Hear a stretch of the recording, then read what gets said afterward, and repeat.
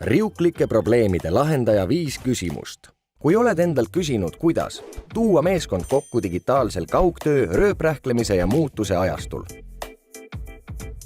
Tegeleda küsimustega, mille kallal töötamine toob asemele palju uusi probleeme ning neile puudub üks ainuõige lahendus. Tuua maailma muutvad ideed häkatonidelt, ümarlaudadelt, inkubaatoritest ja idufirmadest välja ja teha need püsivalt arenevaks reaalsuseks.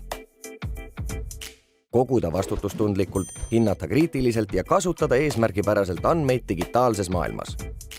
Alustada koostööd spetsialistidega erinevatest valdkondadest ning kasutada nende kogemust ja ekspertiisi ühise eesmärgi täitmiseks. Siis tule õppima Tartu Ülikooli uudsele magistriõppekavale Muutuste juhtimine ühiskonnas. ut.ee muutuste juhtimine.